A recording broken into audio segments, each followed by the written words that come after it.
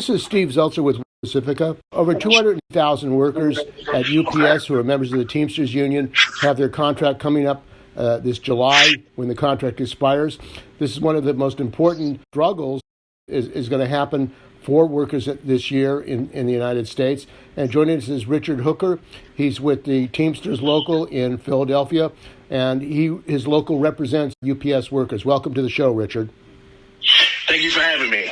So, Richard, why don't you talk about this upcoming struggle and what you see as important for the UPS workers and all workers, for that matter, in this upcoming struggle? Well, this struggle is really for the soul of labor. You're talking about the largest private sector contract in America. 340,000 workers are preparing to hit the street if need be against the number one logistics company in the world. Everything that UPS has is predicated on what the Teamsters do. And this is our time to show them and for all workers to realize that they have power and they need to use that power in order to create better outcomes for themselves, their families, their future. And, and that's what this struggle is about. It's about workers standing up to the boss, standing up to these employers, standing up to the companies, and letting them know that everything that they have is based off their labor. And the company UPS is very profitable, yet the workers, particularly part-time workers, is that still a problem after your last contract? Yes. About 65 to 70% of UPS's workforce are part-time workers, and they do exploit those workers. They pay them very, very minimal. They overwork them. They work the hardest, and they get treated very, very badly. And I think in this contract fight, this contract struggle, I believe that they're going to see that their labor will be rewarded, not just their labor, but all labor within the classifications of UPS. But for far too long, the part-timers have been disrespected. And I believe this time around, they're going to see that people are paying attention. And if UPS is not paying attention, then all those part-timers, along with the full-timers, are going to be on the street August 1st.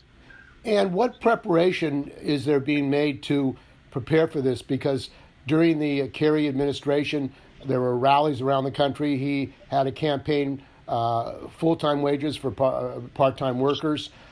Is there a political campaign going on nationally to make American workers understand the importance of this struggle?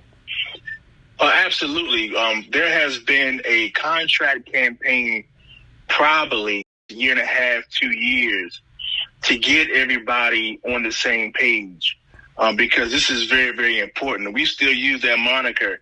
We tweaked it a little bit. Back in 97, Ron Kerry had a slogan that says, "Part-time America doesn't work." And so what we've adopted here at 623 is we're saying that part-time America still, STEAL, doesn't work, because that's what the company is doing. They're stealing from these workers. During the pandemic, man, we worked very, very hard. We sacrificed a lot to get this company all these profits, and for us not to be able to share in those profits is a shame. And so this campaign has been going for almost 2 years now. Everybody's engaged. Everybody is ready to fight.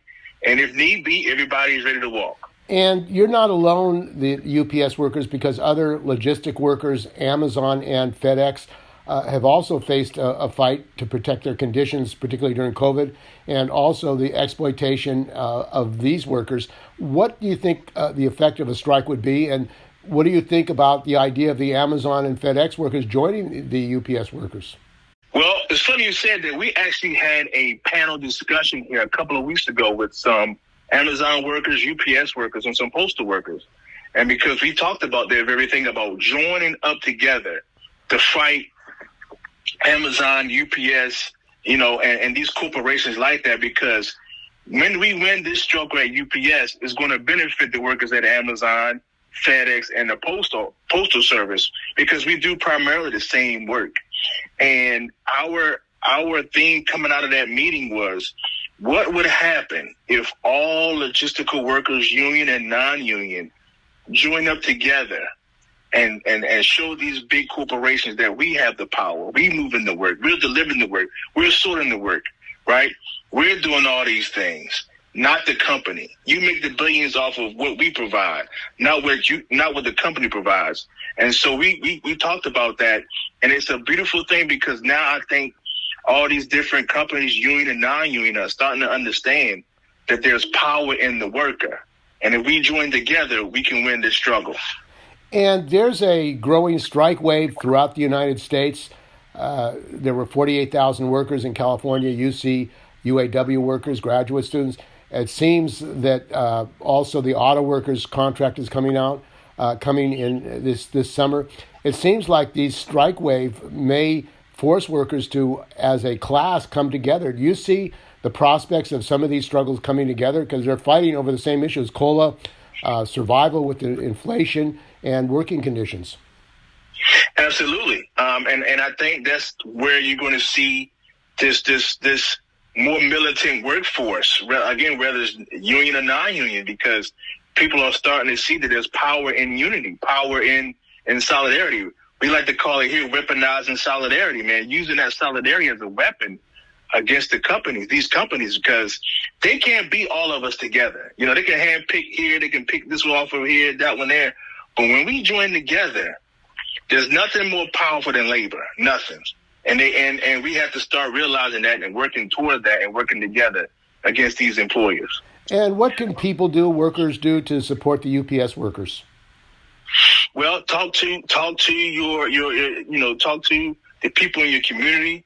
If the faith-based community, talk to the people at your jobs. Just tell them, when you see your delivery driver, tell them that you have their back.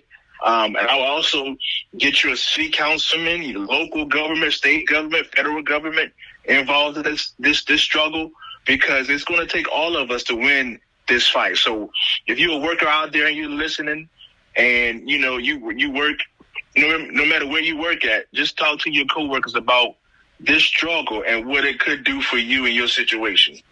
So on May Day 2023, it sounds like you're optimistic that there's some changes coming.